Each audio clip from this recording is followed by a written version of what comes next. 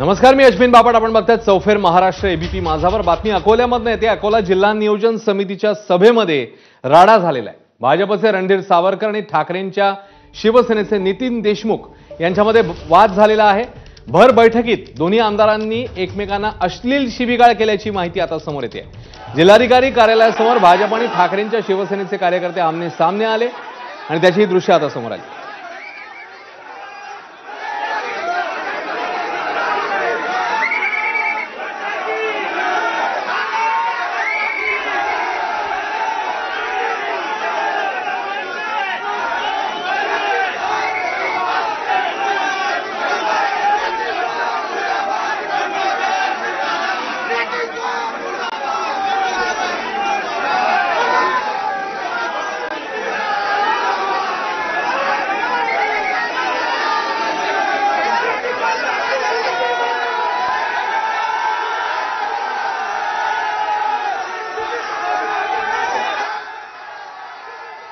तर अकोल्याच्या या बैठकीतला हा प्रकार समोर येतोय. आमदार रणधीर सावरकर आणि नितीन देशमुख यांच्यामध्ये वाद झाला आणि त्याच्यानंतर दोन्हीकडचे कार्यकर्ते जे आहेत ते आमने सामने आले. घोषणाबाजी होतीये आणि आता पोलीस देखील तिकडे पोहोचलेले आहेत. पोलिसांनी दोन्ही बाजूच्या कार्यकर्त्यांना जिल्हाधिकारी कार्यालयातून बाहेर काढले. परत पाठवले. 8व्या महिन्यात जिल्हा परिषदनं प्रशासकीय मान्यता देऊन जिल्हा विभागाला सादर केल्या. 8व्या महिन्यात प्रमा दिल्या की आम्ही यानं नियोजन दिल्यानंतर डीपीटीसीचं एवढंच काम असते की आम्ही नियोजन करणं आणि त्यांनी काम असते जिल्हा परिषदचं प्रमा काढणं. जिल्हा परिषदनं प्रमा काढल्यानंतर जिल्हा नियोजन विभागाला त्यांनी प्रमा सादर केल्या. कितव्या महिन्यात? 8व्या महिन्यात. मग यांनी निधीच रिलीज केला नाही आणि जिल्ह्याचा डीपीटीसीचा निधी 300 कोटी संपूर्ण निधी 10 मार्चला जमा झाला. 10 मार्चला. मग 10 मार्चला जमा झाला. हे 31 तारखेला आम्ही पैसे वितरित केले म्हणतात आणि तो बीडीओवर गेला नाही, तो वापस आला. का तुम्ही 31 मार्चला निधी रिलीज केला? मग 10 ते 30 तारखेपर्यंत तुम्ही काय केलं? 10 ते 30 तारखेपर्यंत तुम्ही निधी का त्यांना दिला नाही? मग कशाची वाट पाहिली? पैशाची वाट पाहिली का तुम्ही? पैशाच्या अभावी फक्त हा निधी यांनी रिलीज केला नाही. 29 कोटी रुपये यांना पैसा भेटला नाही म्हणून 29 कोटी रिलीज केला नाही. जिल्ह्याचे 29 कोटी शासनाला परत केले. याला हे भारतीय जनता पार्टीचा पैसा भेटला नाही म्हणजे नेमकं काय? वो जिल्ह्याचे नियोजनाचे जिल्हा परिषदला निधी दिला, नियोजन केलं यांनी नियत सादर केलं. पद्धतीने शिवीगाळ झाली असं एकदा आधी कधी झालं नाही, नेमकं काय कारण? नाही, यांची सवयच आहे ते विरोधकाला दाबण्याची. पण हा उद्धव साहेबाचा आमदार आहे. जनतेने मला निवडून दिलं. जनतेचे प्रश्न मांडण्याचा माझा अधिकार आहे सभागृहात. आवाज दाबण्याचा प्रयत्न वारंवार करतात. यांची जे कर्तृत्व, यांनी जे चुकीचे काम केले ते चुकीचे कामं जिल्ह्याच्या सर्व अधिकाऱ्यासमोर येऊ नये म्हणून चुकीच्या पद्धतीने वाद निर्माण करून प्रकरण दडपण्याचा प्रयत्न त्यांनी सभागृहात केला. आमदार कोण आहेत? सत्ताधारी पूर्वचे आमदार आहेत ना. पैसे मागितले म्हणजे कमिशनचा विषय. कशासाठी 29 कोटी तुम्ही रिलीज नाही केले? कशासाठी? का नाही केले? 10 तारखेला 300 कोटी रुपयाचा निधी, 10 तारखेला संपूर्ण निधी 10 मार्चला जमा झाला. तुम्ही 31 मार्चला का रिलीज करू आले शेवटच्या टप्प्यात? मग म्हणता बीडीएसवर गेला नाही, बीडीएस बंद झालं.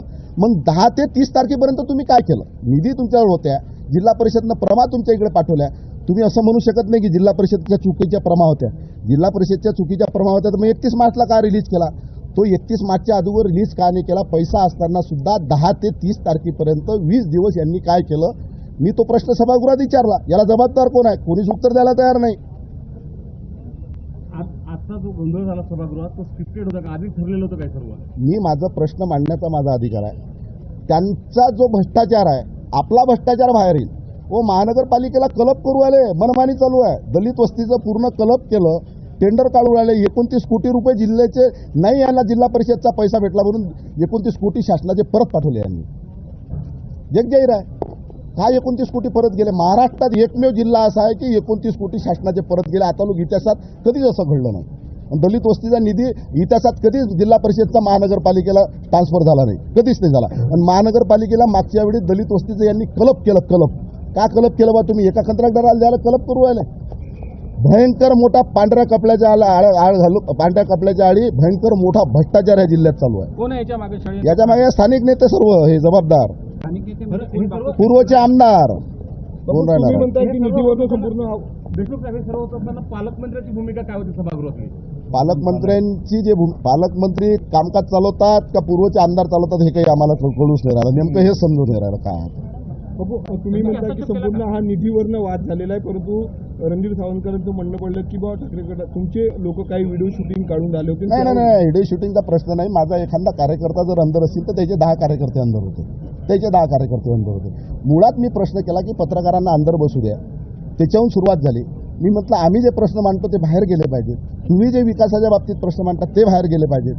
5 वर्ष मागील बच्चूभाऊ कडू असताना, सगळे पालकमंत्री असताना, विखे पाटील पालकमंत्री होते, देवेंद्रजी पालकमंत्री होते, तेव्हा सगळे पत्रकार अंदर बसत होते. तुम्ही का बसू देत ना? 4था आधारस्तंभ आहे. त्यांनी एक पत्र दाखवलं मला, तात्कालीन मुख्यमंत्र्याचं हे परिपत्रक आहे. मुख्यमंत्र्याने त्याच्या सोयीनुसार त्यावेळेस आदेश काढला असेल 2001चं पत्र दाखवलं त्यांनी. परिपत्रक नाही शासनाचं कुठं. सभेचं कामकाज हे खुल्लं चाललं पाहिजे, जनतेला त्याची खुल्ली माहिती मिळत आहे. विधानसभेचं काम लाईव्ह असते, लोकसभेचं काम लाईव्ह असते, जिल्हा परिषद तुम्ही लाईव्ह का दाखवत नाही जनतेला? डीपीटीसीची मीटिंग. तर ठाकरेंच्या शिवसेनेचे आमदार आता आपण बोलताना पाहिलेलं होतं, त्यांनी त्यांची बाजू मांडलेली आहे. मात्र एकमेकांवर आरोप होत आहेत आणि जोरदार राडा झालेला आहे. उमेश हलवणे आपल्या सोबत आहेत प्रतिनिधी. उमेश, नेमका हा किती वाजता प्रकार घडला, सध्याची स्थिती काय आणि अश्लील शिवीगाळ होईपर्यंत प्रकरण का गेलं, नेमकं काय घडलं नेमकं? उमेश. अश्विन, आज जिल्हा नियोजन समितीची बैठक होती. पालकमंत्री आकाश फुंडकर यांच्या अध्यक्षतेखाली बैठक सुरू झाली आणि बैठक अर्ध्यात आल्यानंतर जवळपास 4:30च्या सुमारास दलित वस्तीचा जो 36 कोटींचा निधी होता तो निधी जिल्हा परिषदचा जो आहे तो परत गेला होता आणि तो निधी जो आहे तो महापालिकेला हस्तांतरित करण्यात आला होता आणि त्यावरूनच जो आहे शिवसेना ठाकरे गटाचे आमदार आहेत नितीन देशमुख आणि रणधीर सावरकर भाजपाचे जे आमदार आहेत त्यांच्यामध्ये त्यावरून वाद झाला आणि हा वाद सुरू असताना एकमेकांना आरेतुरे, त्यानंतर शिवीगाळ आणि एकमेकांच्या अंगावर धावून जाण्याचा प्रकार घडला. आणि अश्विन, तिथल्या काही आमदारांनी आणि स्वतः पालकमंत्र्यांनी याच्यात मध्यस्थी केल्यामुळे हाणामारीचा प्रकार टळला आणि त्याच्यानंतर बाहेर सभागृहाच्या बाहेर म्हणजे जिल्हा नियोजन भवन जे आहे जिल्हाधिकारी कार्यालयाजवळ त्याच्या बाहेर भाजपाचे आणि ठाकरे गटाचे कार्यकर्ते मोठ्या प्रमाणात जमायला सुरुवात झाली आणि बैठक संपताना दोन्ही गटाचे कार्यकर्ते घोषणा द्यायला लागल्याने एकमेकांच्या अंगावर धावून जाण्याचे प्रकार जो आहे तो घडला.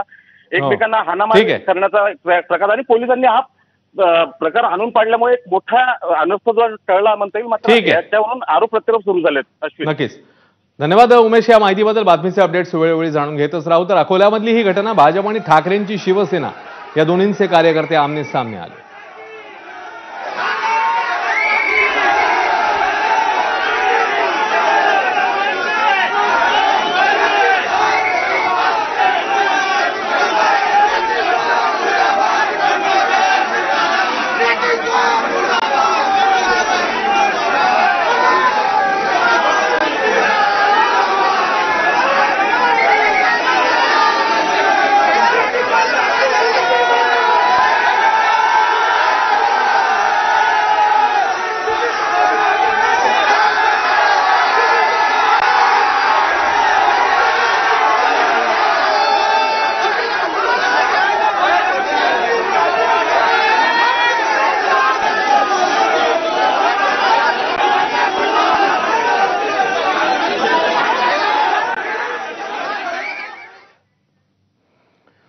आणि आता चौफेर महाराष्ट्रामध्ये अन्य काही घडामोडी बघूया.